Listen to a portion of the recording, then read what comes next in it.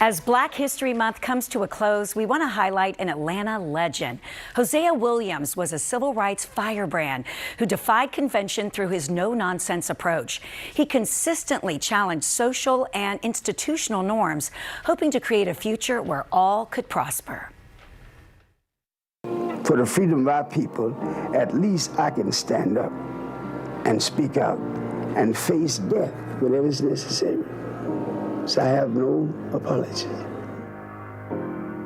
Born in Attapulgis, Georgia in 1926, Hosea Williams lived in the heart of the Jim Crow South. He saw early on the obstacles blacks faced daily, and at the age of 14, he had to flee a lynch mob because of his association with a young white girl. A few years later, he enlisted in the Army during World War II and rose to the rank of Staff Sergeant in an all-black unit. He witnessed the horrors of warfare up close, coming face to face with death when a Nazi bombing decimated his squad. He was supposed to be dead. He was in a foxhole, and everybody in that foxhole was classified as dead because no one was moving.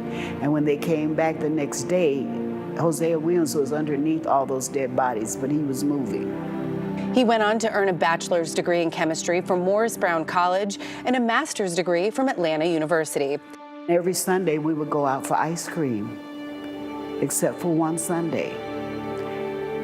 Driving his Cadillac, as he was so proud of, we went for ice cream as usual. And the man that was serving the ice cream said, "We don't serve no in here." Now that was the change.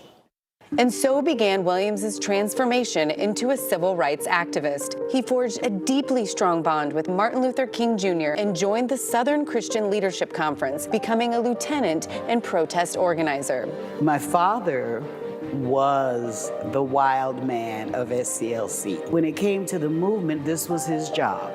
They called it National Field Organizer, but that's just a fancy name for the people that get their butts beat first.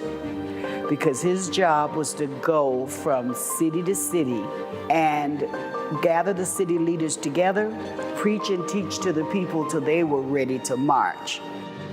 And march they did. Williams was in Alabama alongside fellow civil rights activist John Lewis as they attempted to lead the initial trek from Selma to Montgomery in what would become known as Bloody Sunday. 3 days later, King arrived and led a successful march along the same route.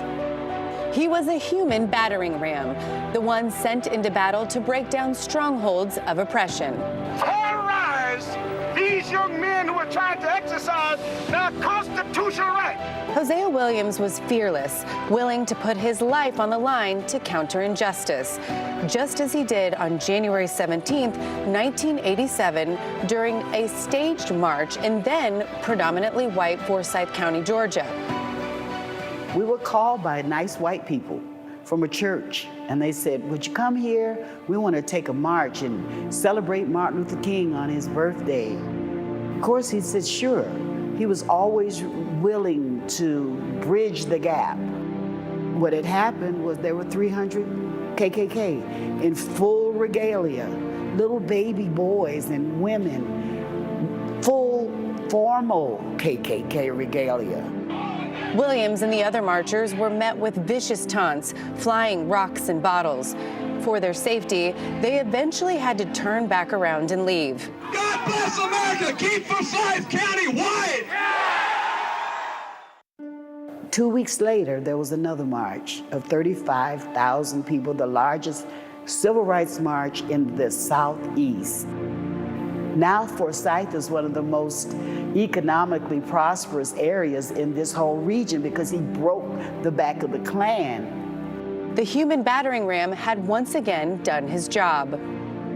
During the civil rights movement, Williams ran numerous voter registration campaigns. He walked in the March Against Fear and served as a field director for the Poor People's Campaign. He was at the Lorraine Motel when King was assassinated. Hosea Williams kept looking for the thing that was going to set black people free. He started looking for other things. He said, well, let me try politics. Let me be an Atlanta City Council person, DeKalb County Commissioner.